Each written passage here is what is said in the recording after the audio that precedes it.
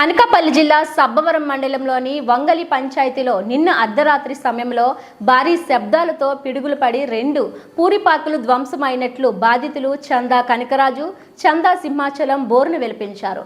ఆ సమయంలో అందులో ఉన్న మేలుజాతి ఆవులపై పిడుగు పడటంతో సూలుతో ఉన్న ఆవు శరీరం కాలిపోయింది.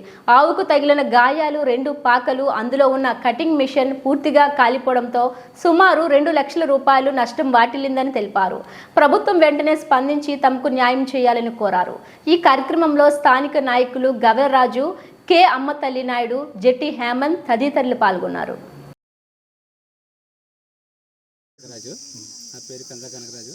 రాత్రి 10 గంటల టైం అప్పుడు వచ్చి ఆవులు బయట ఉంటే నేను వచ్చి వర్షం పడుతున్నాను. వచ్చి మరి ఆవులు తీసుకొచ్చి పాకలు కట్టాను. పాకలు కట్టుకొని నేను మళ్ళీ ఇప్పుడు ఇంటికి వెళ్ళిపోయి తెల్లవారుసరి వచ్చేసరికి మరి పిడికి పడిపోయి 2 పాకలు కాలిపోయి ఒక ఆవుకి కొద్దిగా గాయాలయ్యింది. మిగతా ఆవులు తెంపుకొని బయటకు పోయి. ఆ ఆవు బ్రీడ్ ఏంటి?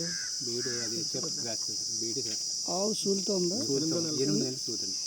కాదు, అది జేఎఫ్ ఏదో చెప్తారు. హెచ్ఎఫ్ ఎంత ఉంటుంది దానికి? అది సుమారు అది అంటే నాకు పెద్దగా ఐడియా లేదు సార్. మేపడం తప్ప కానీ మరి నాకు రేట్ ఐడియా లేదు. 60,000 ఉంటుంది సార్. సుమారు 60,000 అబవ్ ఉంటుంది సార్.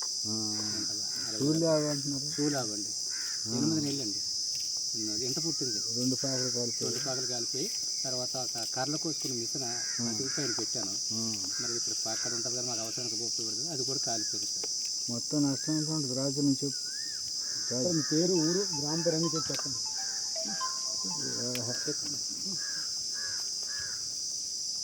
నా పేరు గవర్రాజు అండి.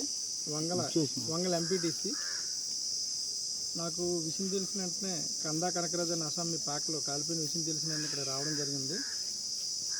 అయితే రాత్రి దురదృష్టవశాత్తు జరిగిన సంఘటనలో ఈ వంగల గ్రామంలో కందా కనకరాజు అనే వ్యక్తి యొక్క 2 పాకలు పూర్తిగా ధ్వంసం కాలిపోవడం జరిగింది. అలాగే అందులో ఆ సాల్లో సుమారు 4 ఆవులు ఉండేవి.